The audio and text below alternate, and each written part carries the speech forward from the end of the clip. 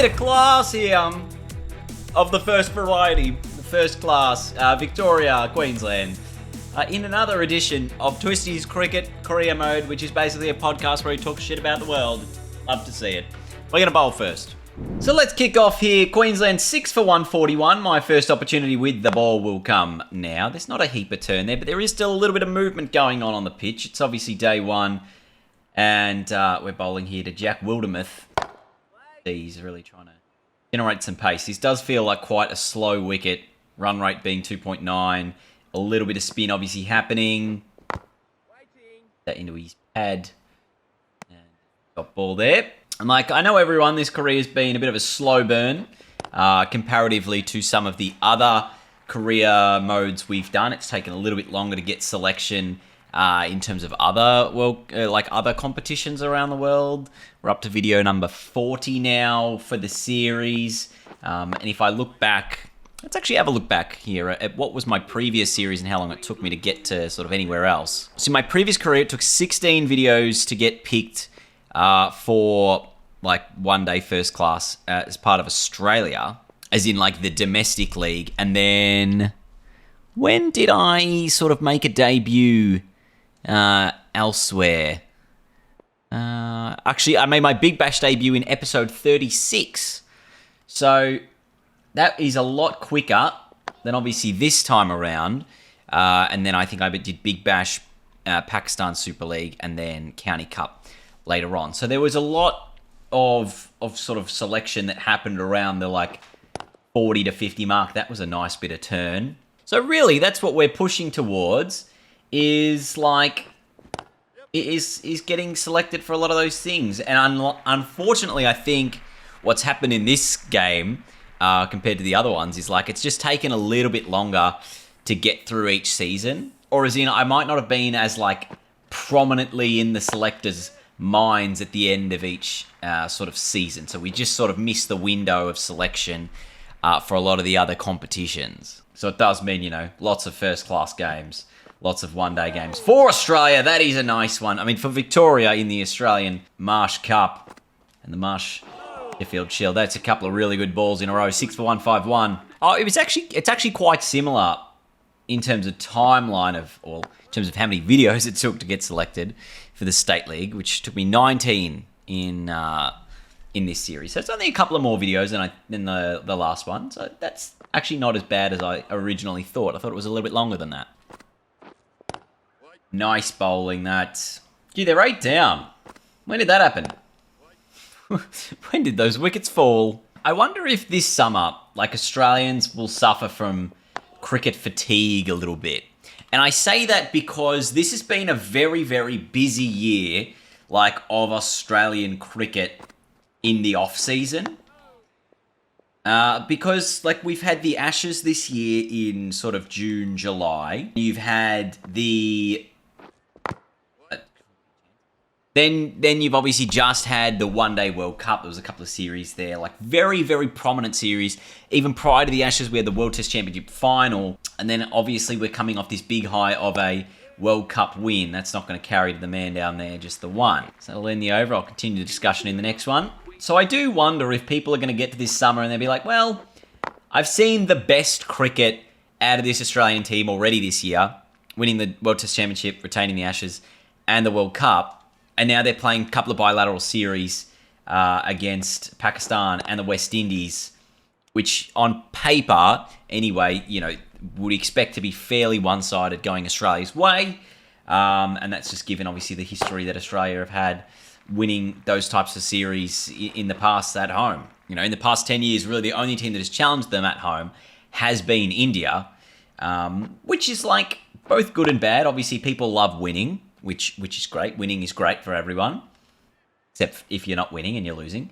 But if they're not like competitive series, then people are obviously less invested. Two teams that are coming here, obviously Pakistan and the West Indies, they're not, you know, big powerhouses. They're not going to draw like huge crowds. You'll still get plenty of people there to the first couple of days of the tests, but just don't think it will have the same appeal as some of the other cricket we've seen already this year. The Big Bash, of course, continues to be a little bit funky. with how it runs things. I think the draft is still a huge fiasco in terms of how players are actually picked. So obviously, the Melbourne Stars had the number 1 pick in the draft. They picked Harry Brook, who's since pulled out of the tournament. So any sort of advantage they had of having the first pick in the draft is gone. And they've now got to like re-recruit an international player. It's pretty crazy. It's a little bit comical in a way. But like the Big Bash this year will probably be one of the better seasons because of the fact that it is back to being a much shorter format. You only play every team once, I think, and then a local derby twice. Is that right? Is it 7 or 8 games each? It's one of those. Because in the past couple of seasons, everyone has obviously spoken about the fact that there is so much Big Bash fatigue with so many games happening, and it just never ends. It feels like it's on every single night. It never ends, and it doesn't give it there's no room to breathe when the Big Bash is on. It almost just oversaturates to the point of irrelevance a little bit.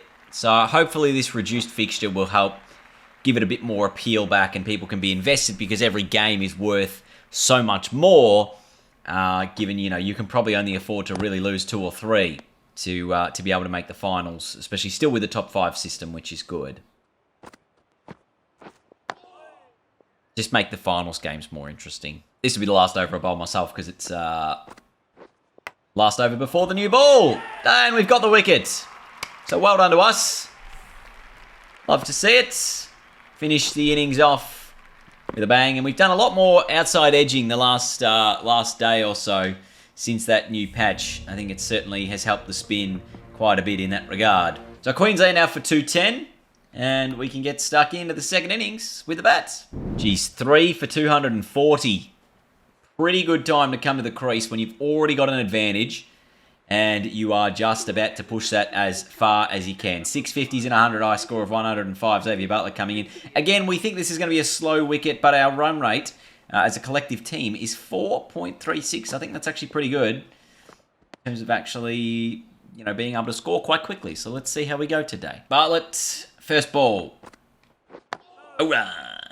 Nicely in behind it. And just on, the cricket fatigue, obviously, I've got a job to do as well, which is to not oversaturate you guys with videos. Obviously, I can do my best to do one every day, but I'm probably going to be cutting that down maybe slightly to one every couple of days as we head towards December and the new year. In terms of at least career, I don't want to keep doing the same sort of video time and time again, and that's why I like to break it up where, some videos I'm, talking about things, some videos I'm, focusing on the game a lot and really talking about the game that I'm playing. And then other times it's good to just, have a bit of a chat, bit of a discussion. It sort of breaks up the videos where each one is a little bit unique in its own way rather than just, hey, I'm having an innings. Let me talk about, I'm batting or bowling or whatever it is that I'm. So hopefully that translates well in the content. You guys appreciate that. And we can create something fun. That is a full toss. I've absolutely middled it and it's been well fielded. So it's a dot. But again, really appreciative of everyone who has been watching all the videos throughout this series. It's a series that can move quite quickly, but also quite slowly at the same time. There's a video every day, but it might only be one match. Sometimes the innings are good, sometimes they're not as good.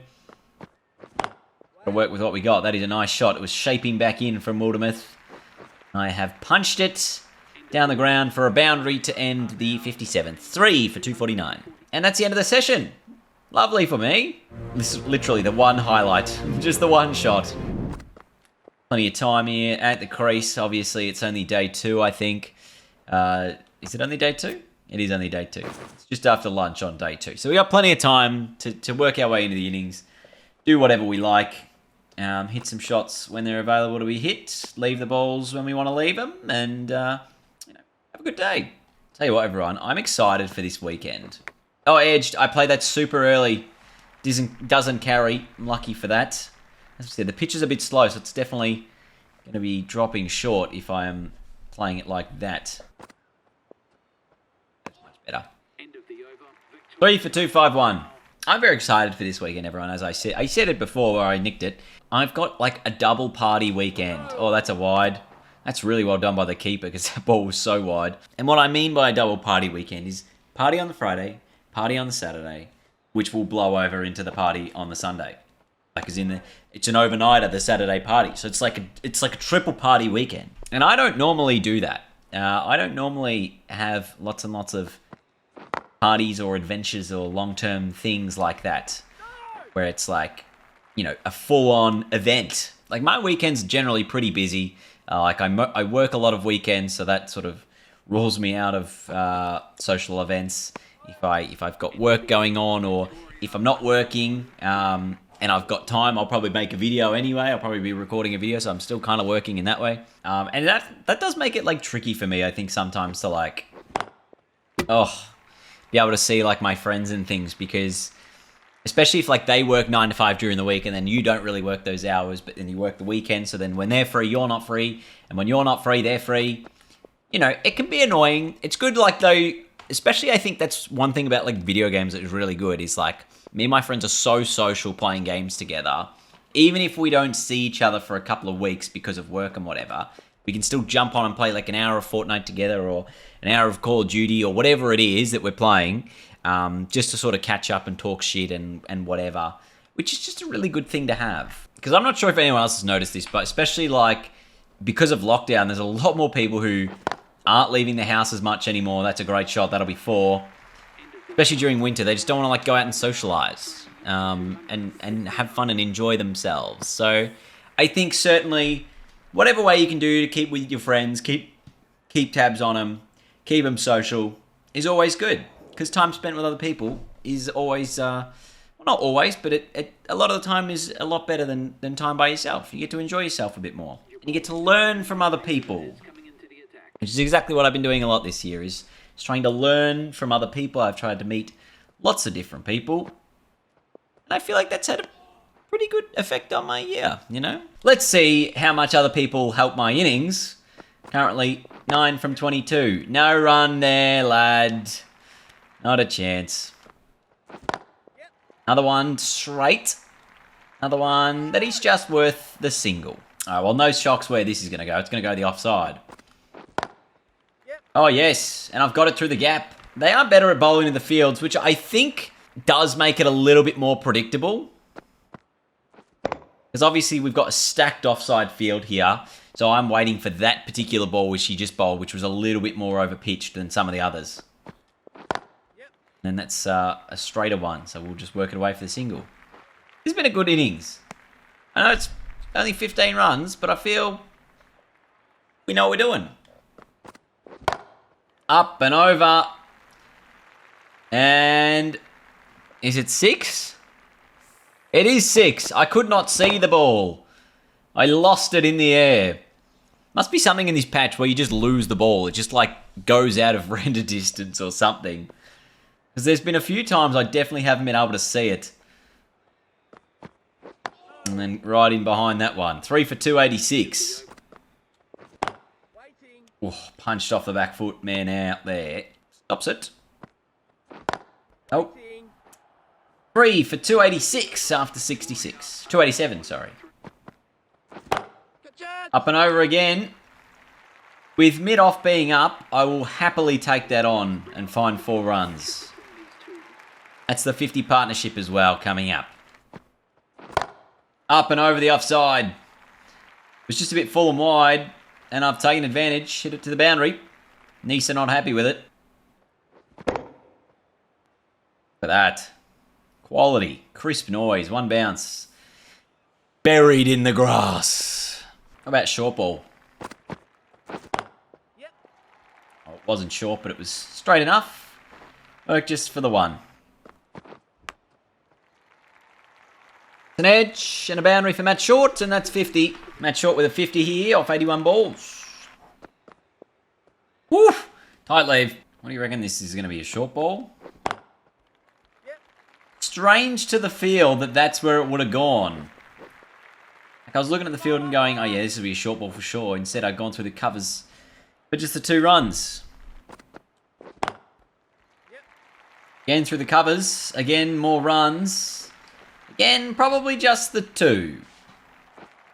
Actually, we'll come back for 3. It's going to be tight, though, so we'll dive. Oh, far out. Clean bowled. I've actually just played this line wrong. Cleaned up the top of my stumps. Nisa with a couple of good balls in there to get rid of me for 38. It's 4 for 334. We're going to hold a massive lead heading into this second innings, I feel. It's up into the 200s at the moment. And 4 for 61 Queensland. I don't think we're going to need to bat again in this one. Oh, that's nice. The turn. Wildermuth doesn't know what's coming. Oh, bang, bang, bang, bang, bang. Wickets have tumbled. Queensland all out. It's an innings plus victory for Victoria. I'm pretty happy with that. I know it wasn't a great game. We talked a bit of smack. Victoria winning by an innings and 79 runs. Taking down the Bulls in first class action. So that'll do us for today's video. Hopefully you have enjoyed it. I know probably a bit of a shorter one, but you know, we get some good ones, we get some not so good ones. I don't think much has changed in terms of our selection status for many of these things. Still getting attention for the Big Bash and the T20s in England. Very close for the PSL. And you can see being considered and very close for the Bangladesh Super League and the Super Smash. Not a chance at all to be picked in any of the Australian teams. But, you know, we're pushing on. We're 72 overall now. We've got another Shield game against New South Wales coming up in the next video. So thanks for watching, everyone. I hope you've enjoyed. As I said, until next time, I'll see you all later. Goodbye.